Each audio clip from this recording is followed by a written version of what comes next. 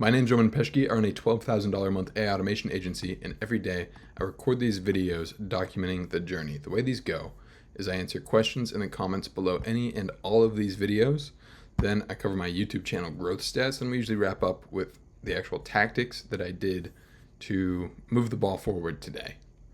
So I only have time to answer like one comment today, but I want to jump in here. And then if you have anything that you want to add, or anything that you want answered, just drop it below. In yesterday's video, which I'll link at the end of this video, I answered quite a few questions if you want some more content around that. So let's go for Entreat. He's in my school group. Nice.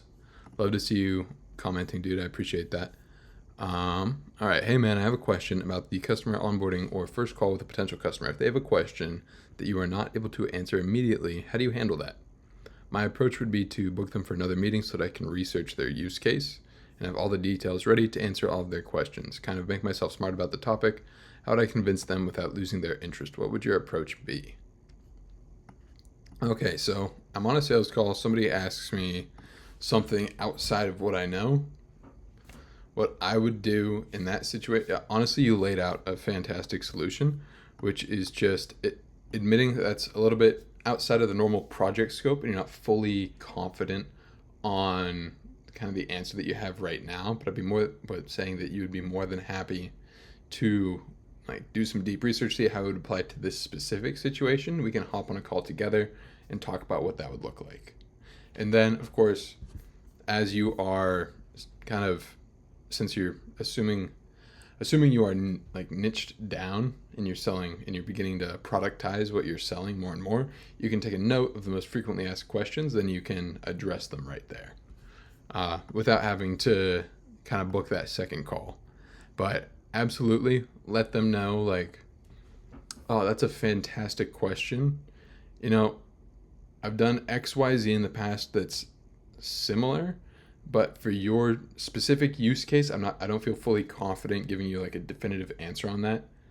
Would it be okay if I went and I did some research on how to apply this directly to your situation, and we can hop on another call together to discuss what that would look like?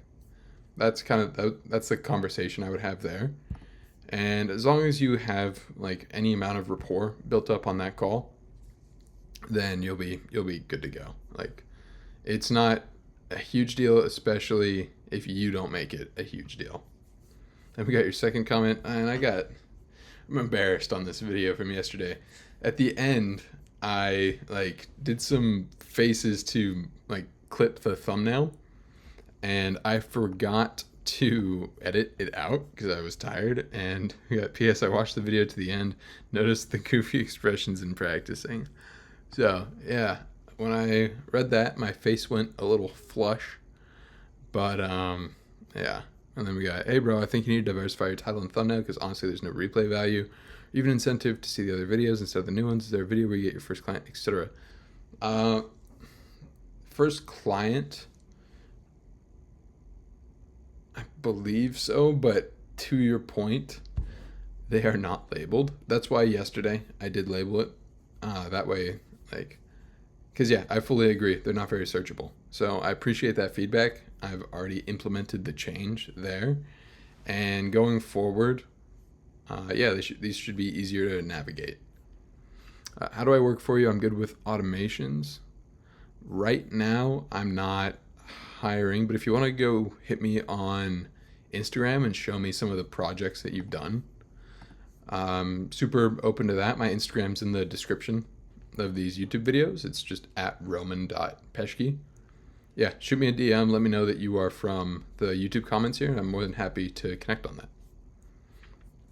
This might sound like a silly question. If I target high ticket clients, does that change the quality or quantity of service I provide compared to low ticket, like more than just a VA or a chatbot, or can I get away with providing the same services as I would with a low ticket client?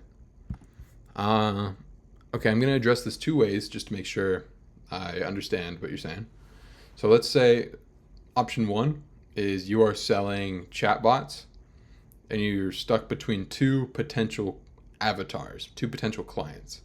One is, let's go with a hair salon that might pay $500 a month for it.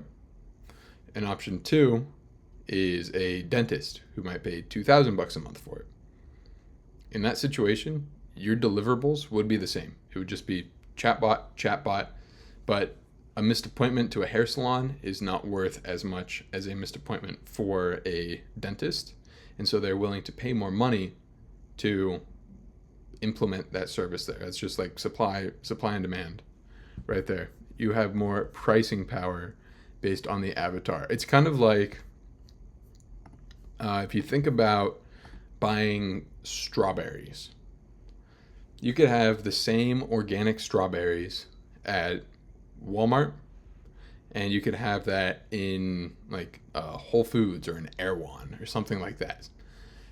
And the prices are going to be drastically different, even though the strawberries are like the exact same. They're organic strawberries. And I used organic just as like an example of a more premium strawberry, but you get the idea. It's the same deliverable, strawberries, but because they're in two different markets, the pricing is radically different. So, yes, if you are targeting high ticket clients, the deliverables can be the same, and you can charge, just like put a multiple on it easily. Now, let's say the other option I was thinking of is maybe you're talking about two, like the same industry, but within that same industry, let's say you have like a single owner hair salon versus like a massive one. Now, for that, you could basically add on upsells, which means you could add on additional services to increase that ticket price. So then you'd be selling high ticket clients within the same niche, but you would also be adding on additional services to that client work. You'd be increasing the deliverables to justify the higher price versus just taking advantage of the value of a lost lead. I hope I'm explaining that well, but there are two. So end of the day, there are two ways to go about it. One is selling the same exact service to people with either big wallets or small wallets, and the big wallets will pay you more for the exact same thing, like our strawberry example. Or you could sell to people with the same wallet, but sell one client on way more stuff using upsells and add-ons, then you could capture more of their money in totality. I recommend the first option 100% because it's the same amount of work, but you make more money. So, hope that helps. We got John Fraser again, so I'm just going to skip over that. And then we got Sup Roman, had a good laugh at the ending, nice touch, whether it was intentional or not. Either way, really appreciate the great value as always. Sham, this dude made me so proud. He's in the school community, and he just hit me up this morning and said that he landed his first 1K deal, and I was so stoked. Like, I was smiling for like my whole morning hearing about that. So yeah, and then he also called me out on the ending of my video. So hopefully I remember to cut that out this time. But yeah, I appreciate the comment. And yeah, man, let me know anything I can help with. More than happy to help. All right, let's cover YouTube channel growth stats. Got 569. 69. Get out of here, Gemini. Oh, he also sent me an invite code to the Comet browser. So I'll probably do a video messing around with that soon. And I also got access to Sora 2. So I got a couple new tools that I'm playing with and trying to distill it down into things that actually make money. Did I not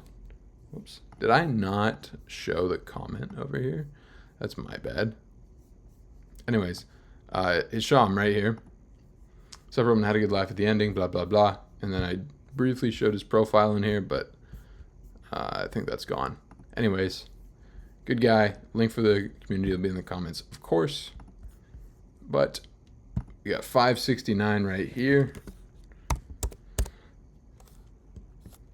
569. Anyways, yeah, so I'll do a more in-depth dive if I think it's something that can actually make money versus just being like a cool tool. If it can drastically increase productivity, that's great because I can get some of the time back, put more time into lead gen. I can make money that way. Or if it's something that you could use to help with delivery to clients and make them more money, then I'll cover it. If it doesn't make a big step in either of those, I will probably do a brief overview of what I've used it for. So that's what's in the pipeline. Anyways, that's it for today. See you lovely folks. Tomorrow, you can click this video over here if you want to see yesterday's, where I answer some more of you guys' questions. One of them is about like how much free time you get running an agency. So that's pretty cool. Yeah, that's all. See y'all tomorrow.